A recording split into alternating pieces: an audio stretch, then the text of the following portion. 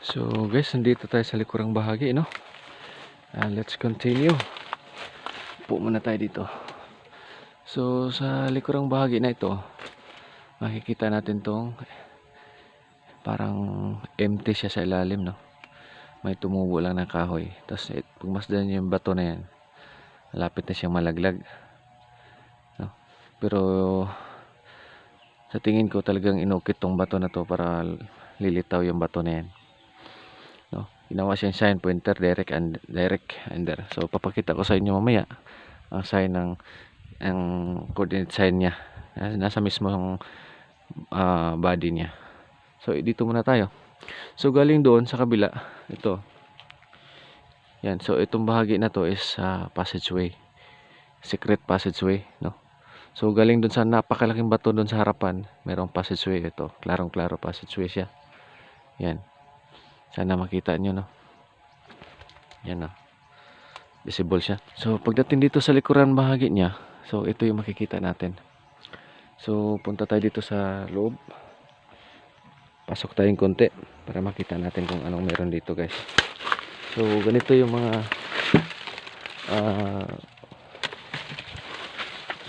treasure hunter. So ito yung ilalim niya, guys, oh. Ayan nyo. So ito yung sinasabi ko na yun, na bato na to na malapit ng malaglag. Tapos tingnan nyo sa ilalim, napakahalo ng lupa. Tapos itong mga bato na to nakapile. Tapos yan, tingnan nyo yan, ulo ng ahas pointing down. So pagka ganyan, ulo ng ahas, so alam na natin kung anong meaning niyan, guys. Kung ang ahas ay makamandag, lalo na't nakabuka, pero hindi siya nakabuka, so there's really something pa rin na nandito. So itong sign na to, ibig sabihin nito nasa pinaka baba nito. Just tingnan nyo doon banda, guys. Merong napakalaking halo na nandun, malaking butas, oh. Yun, napakalaking butas. Sa tingin ko parang may something dito sa ilalim niya. Pagka ganyan, may ulo ng ahas, guys, na nakatingin pa mismo sa baba. Kahit hindi siya nakabuka, meron pa rin siyang pinapahiwatig. Tapos ito, sign na to. Hindi natin siraan yung halaman.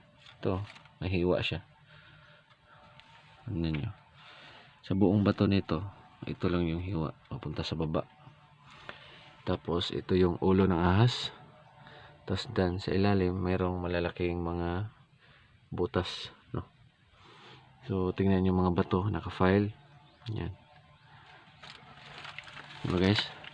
So labas tayo, labas.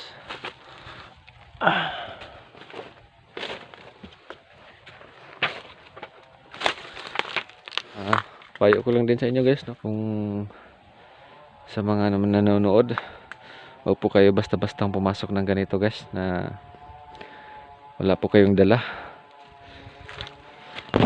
Dala na ibig sabihin ko yung pansarili nating protection na ginagamit natin na ibibig. Huwag po basta-basta pumasok pagka ganito, lalo na itong lugar na to. Grabe yung mga bato, guys, dambuhala, no?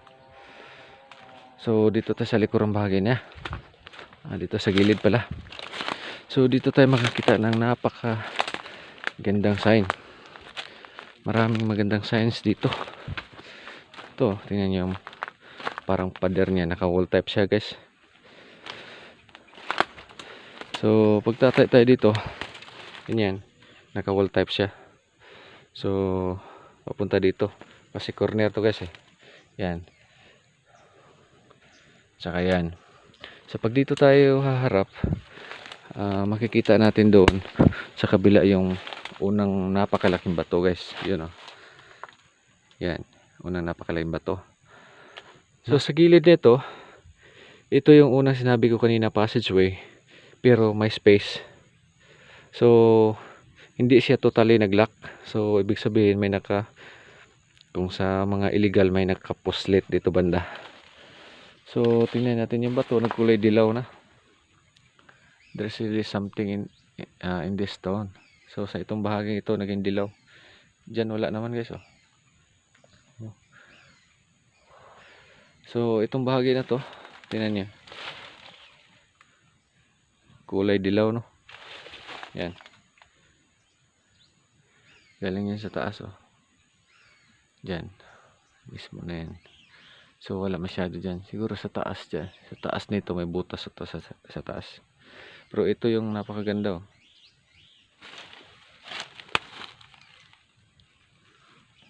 Semento.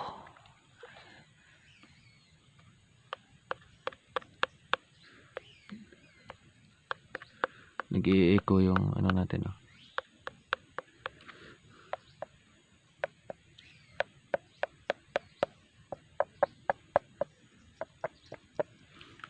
Halo siya guys.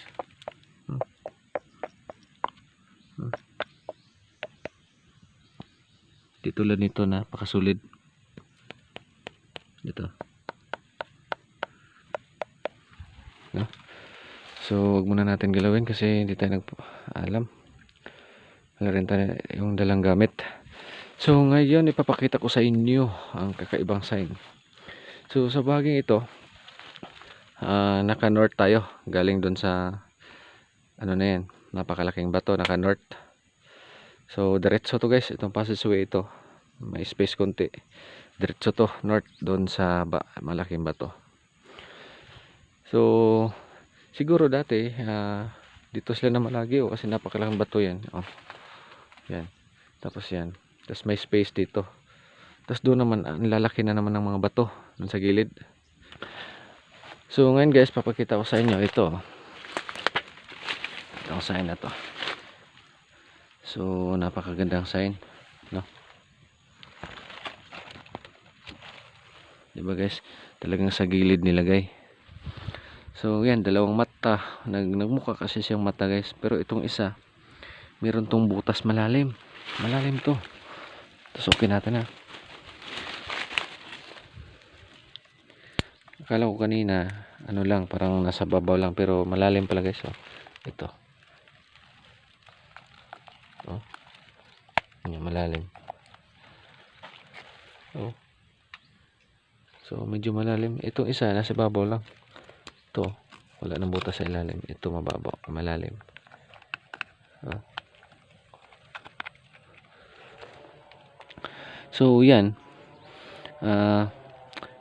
ito naka south yan. Pag harap tayo sa north, meron din counter sign doon, butas din guys.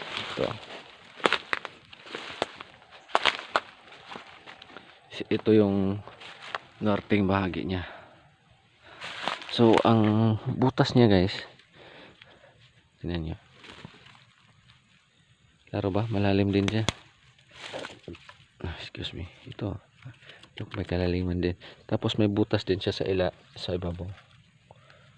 May butas din siya sa ibabaw. Tapos ito, pababa siya. So galing dito sa butas na to, may space ito. Ito may butas. So pababa. So testing natin to dito. Bahaging ito kung meron bang laman. So nasaan nga pala yung gamit natin?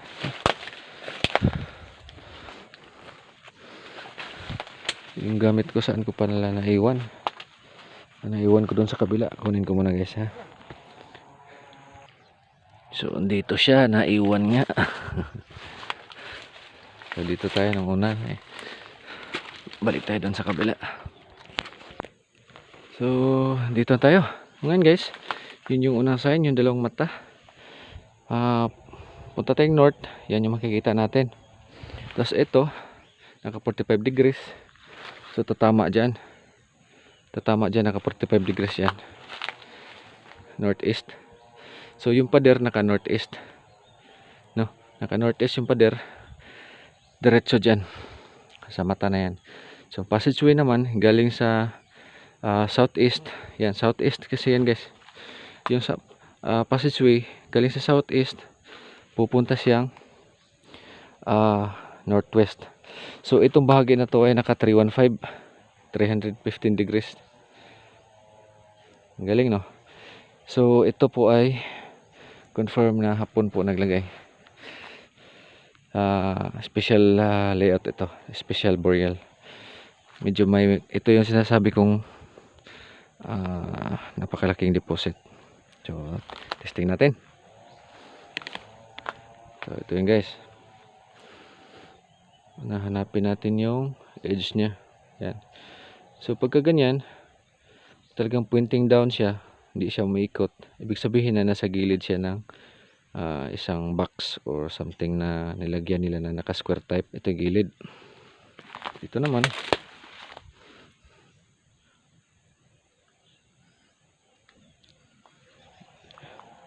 so ito yung gilid niya.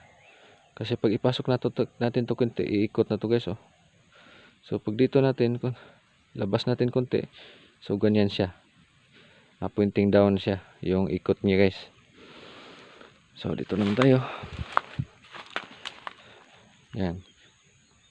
Hanapin natin yung pinaka edge niya. Ito yung edge niya guys. Dito sa kabila.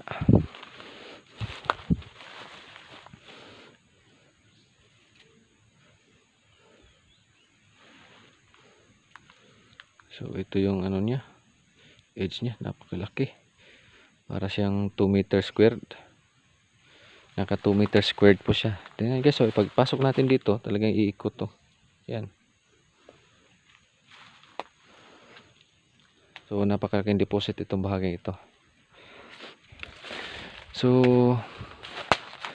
una, galing dun sa malaking bato na yon, no, merong passageway. Ang passageway natin, pag passageway natin yan, naka ano na yan, galing doon, naka north yan, no, galing yan sa north, harap tayong northwest, meron siyang counter sign, yan. Tapos itong pader naman, naka wall type siya. Ito, edge niya, ito yung pinaka edge, no, ito yung pader ng passageway, itong bahaging ito.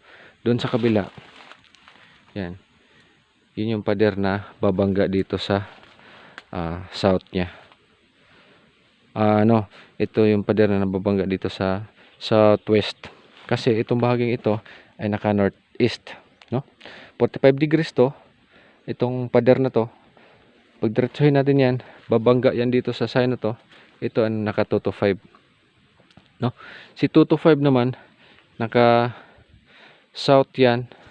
Pag babase tayo doon sa countersign niya. So pag doon tayo, tatayo tayo doon, papunta doon, ito ay naka north. Pero pag tatayo tayo doon, haharap tayo sa pinaka passageway, ito po ay naka southeast. So ngayon, ang hahanapin natin, galing tayo doon sa main natin nga sign, napakalaking bato na yun, dadaan tayo dito sa passageway.